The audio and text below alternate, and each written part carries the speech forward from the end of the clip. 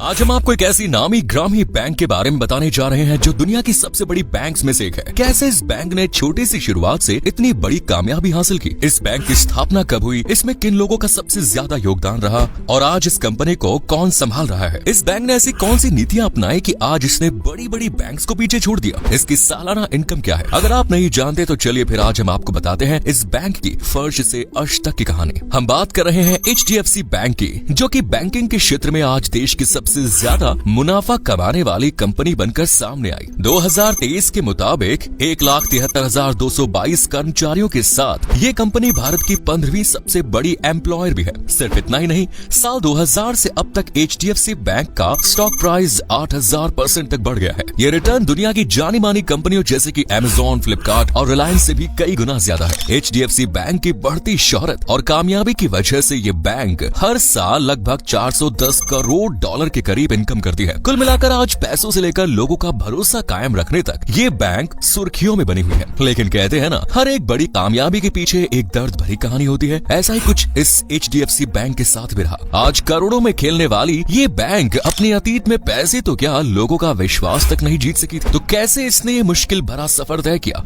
जानते हैं। लेकिन इसकी पूरी कहानी पर गौर करने से पहले अगर आपने अभी तक हमारी वीडियो को लाइक नहीं किया तो जल्दी से वीडियो को लाइक कर बटन पर क्लिक कर दीजिए और हाँ, पेज से जुड़ने के लिए, ऐसी इंटरेस्टिंग वीडियो पाने के लिए इसे फॉलो जरूर करें। इस कहानी की शुरुआत होती है साल 1994 से, जब इस बैंक की स्थापना की गई और इसका हेडक्वार्टर मुंबई महाराष्ट्र में है। जिस वक्त ये बैंक लोगों के सामने आई तो उससे 2 साल पहले ही हर्षद मेहता से रिलेटेड स्कैम होकर चुका था। अगर आपको इस स्टॉक मार्केट के बेताज बादशाह के बारे में नहीं मालूम तो आपको बता दे कि हर्षद मेहता ने 4000 करोड़ का घोटाला किया था, जिसका खुलासा साल 1992 में हुआ। यही वजह थी कि जब साल 1994 में HDFC बैंक ओपन हुई तो लोग इसमें अपने पैसे जमा करने और पैसे का लेन देन करने से घबरा रहे थे और कोई भी आज की इस ट्रस्टेबल बैंक पर यकीन नहीं कर पा रहा था। अब भाई, ट्रस्ट ना कर पाने की वजह से इस बैंक के पास डिपोजिटर्स की हड़ताल पड़ी थी। डिपोजिटर की कमी यानी लोन देने वालों के लिए कोई सहारा न होना। इस समस्या को देखते हुए इस बैंक ने एक बहुत ही अच्छी स्ट्रेटेजी अपनाई, जिसमें इन्होंने मार्केट में और उनके काम में कमियां निकालना शुरू कर दी। और इनमें सबसे पहली जो कमी निकलकर सामने आई वो थी कोऑपरेटिव बैंक के ट्रांजैक्शन।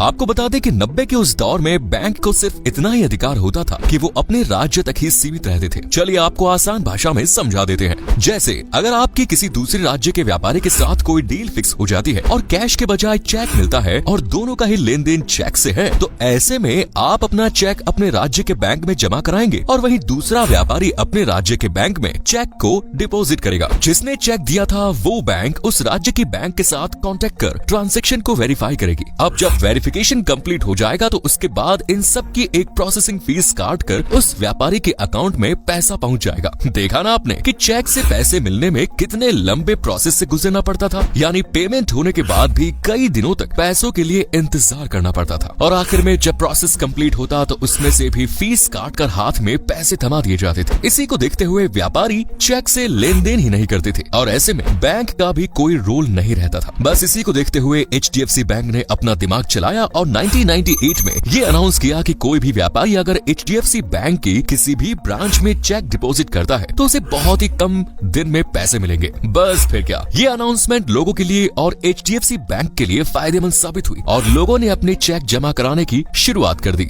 साथ ही इस बैंक ने दूसरी बैंकों से भी पैसे जमा करने के लिए कहा ताकि वो उनके चेक्स पर भुगतान कर सके और इसके लिए HDFC बैंक को ब्याज भी नहीं देनी थी। इससे HDFC बैंक को 2 सबसे बड़े फायदे हुए। पहला ये कि बैंक के डिपॉजिटर बढ़ने लगे और दूसरा, कई बैंकों के पैसे इसी बैंक में जमा होने की वजह से अब HDFC बैंक के पास एक्स्ट्रा पैसे भी आ गए जिनसे वो लोगों को लोन दे सकती थी। इस तरह इस बैंक का पहला प्लान तो बहुत ही अच्छे से कामयाब रहा। ये देखते हुए फिर दोबारा इस बैंक ने मार्केट में दूसरी खामियां ढूंढनी शुरू कर दी और शुरुआत हुई माइक्रो बैंकर की, जिसके जरिए ऑनलाइन पैसा एक जगह से दूसरी जगह ट्रांसफर करना काफी आसान होता था। लेकिन उस समय इंटरनेट के जरिए ऑनलाइन पैसे का हेर फेर करना काफी नया था, इसीलिए कोई भी इसे शुरुआती दिनों में इस्तेमाल करने से घबराता था। लेकिन सवाल ये उठता है कि आखिर माइक्रो बैंकर की शुरुआत क्यों की गई? इसके पीछे भी एक वजह थी और वो थी शेयर मार्केट। जी हाँ, अगर आप शेयर मार्केट के बिजनेस को नहीं जानते तो चलिए हम आपको बताते हैं। इस शेयर मार्केट में लोग अपने पैसे खर्च करके शेयर्स खरीदते हैं और फिर जब इन शेयर्स की कीमत बढ़ जाती है तो लोग इन्हें बढ़ती कीमत में बेच देते हैं,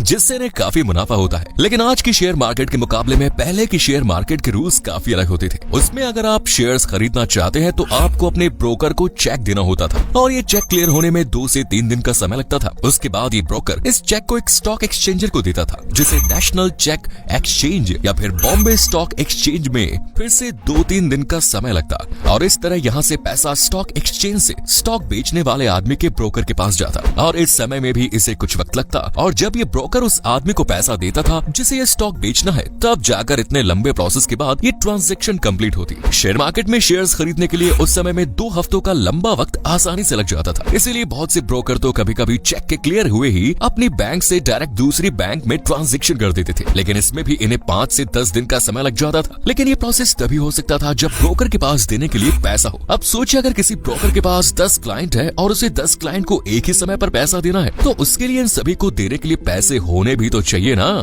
बस इन्हीं सबको देखते हुए सिस्टम में काफी कमियां थी, जिसका फायदा और समाधान लेकर आया HDFC बैंक और तभी माइक्रो बैंकर की शुरुआत हुई। लेकिन उस समय पैसे ऑनलाइन ट्रांसफर करने के लिए इंटरनेट पर भरोसा करना काफी मुश्किल था, लेकिन HDFC बैंक को अपने पैर जमाने थे, इसीलिए इसने ये इतना बड़ा रिस्क मोल लिया। पहले जो ट्रांजैक्शन 5 से 10 दिन का समय लेता था, अब इसकी मदद से ये 3 से 4 दिन में आसानी से हो जाता था। लेकिन HDFC की इस बेहतरीन पॉलिसी को देखते हुए काफी सारे ब्रोकर्स ने इसकी तरफ रुख किया और कम समय को देखते हुए इन लोगों ने अपने कस्टमर्स को भी इस बैंक के साथ जुड़ने की सलाह दी। इस तरह साल 1998 से 2000 तक HDFC बैंक से ब्रोकर्स, कस्टमर्स वगैरह जुड़ गए और आपको जानकर हैरानी होगी कि इस समय में इस बैंक में 800 से भी ज्यादा ब्रोकर्स अकाउंट खोले जा चुके थे। सिर्फ इतना ही नहीं बल्कि पूरे मार्केट के 80% सेटलमेंट को HDFC ही कंट्रोल करता था। यानी अब मार्केट में जहां इस बैंक पर लोग शुरुआती दिनों में भरोसा करने से घबरा रहे थे, अब आधी से ज्यादा मार्केट आंख बंद करके इसके साथ जुड़ गई। और ये सब हुआ HDFC की बेहतरीन स्ट्रेटजीज और सूझबूझ की वजह से, क्योंकि इसी ने स्टॉक के लंबे समय को खत्म कर बहुत ही जल्दी एक्सचेंज करना शुरू कर दिया।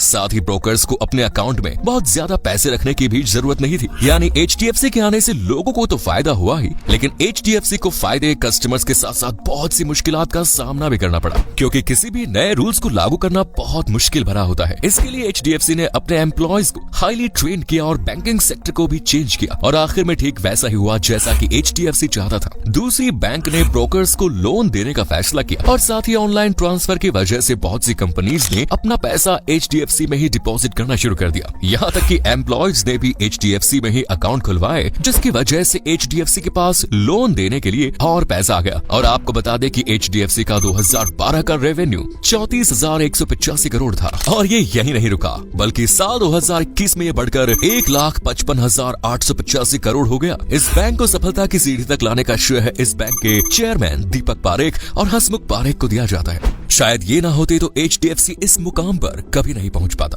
HDFC बैंक की 2023 की एनुअल इनकम रही है $6.028 बिलियन। तो ये थी HDFC बैंक की पूरी कहानी। आपको ये वीडियो कैसी लगी कमेंट्स में जरूर बताएं। हम वीडियो यहीं पर समाप्त करते हैं। वीडियो अच्छा लगा तो लाइक करें, शेयर करें, पेज को फॉलो करें। धन्यवाद।